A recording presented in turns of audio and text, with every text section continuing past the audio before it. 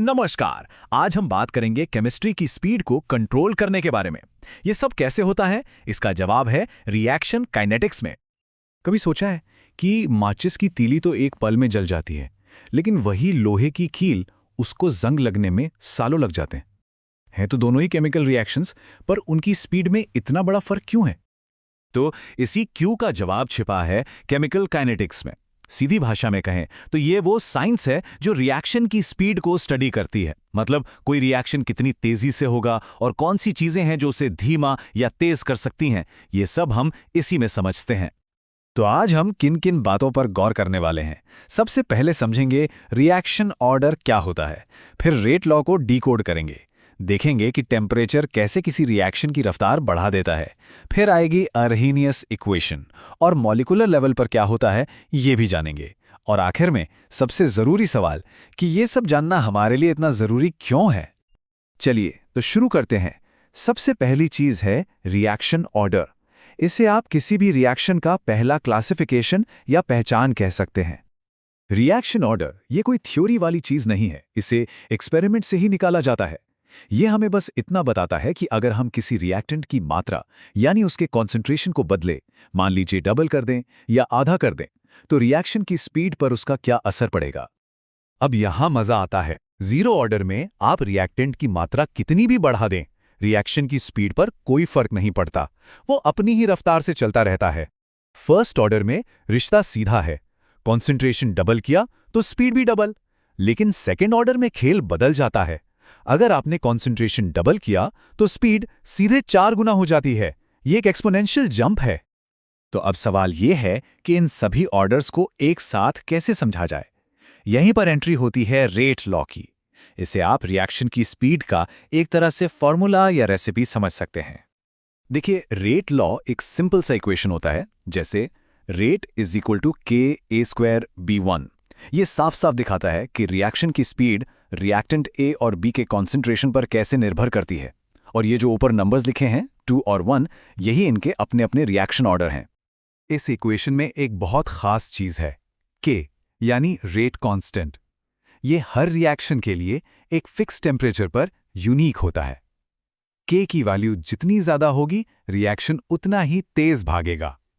ये उस रिएक्शन का अपना एक फिंगरप्रिंट है। चलिए अब एक ऐसे फैक्टर की बात करते हैं जिसका असर हम सब अपनी रोज की जिंदगी में देखते हैं, वो है टेम्परेचर। ये रिएक्शंस के लिए एक जबरदस्त एक्सेलरेटर का काम करता है। एक मोटा मोटा नियम है कि टेम्परेचर में सिर्फ 10 डिग्री सेल्सियस की बढ़ोतरी करने पर कई रिएक्शंस की स्पीड लगभग 2 गुनी या कभी कभी तो 3 गुनी भी हो जाती है। सोचिए कितना बड़ा असर है ये। पर ऐसा होता क्यों है? टेम्परेचर का स्पीड पर इतना ड्रामेटिक असर क्यों पड़ता है? मतलब मॉलिक्यूल्स बस थोड़ा तेज ही तो चलने लगते हैं, इससे स्पीड डबल ट्रिपल कैसे हो सकती है? इस सवाल का जवाब इस राज पर से पर्दा उठाती है अर्हीनियस इक्वेशन। इसकी कहानी भी दिलचस्प है। 1884 में जैकोबस हेनरिकस वान टी हॉफ ने इसकी नींव रखी थी, लेकिन 1889 में स्वांते अर्हीनियस ने इसे एक मजबूत फिजिकल बेस दिया और समझाया, और तभी से ये इक्वेशन उन्हीं के नाम से जानी जाती है। और ये रही वो मशहूर equation K equals to A e raise to the power -EART।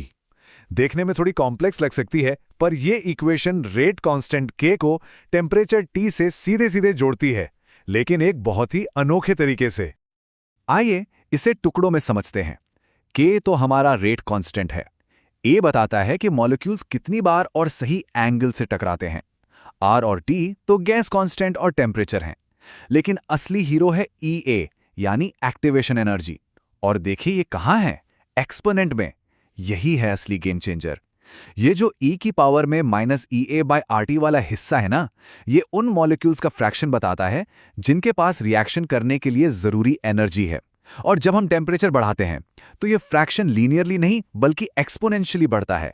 इसीलिए टेम्परेचर में जरा सा भी बदलाव रिएक्शन की रफ्तार में इतना बड़ा तूफान ले आता है। तो ये एक्टिवेशन एनर्जी है क्या? ये वो कम से कम एनर्जी है जो मॉलिक्यूल्स को चाहिए ही चाहिए एक रिएक्शन शुरू करने के लिए। इसे एक एनर्जी की पहाड़ी की तरह सोचिए।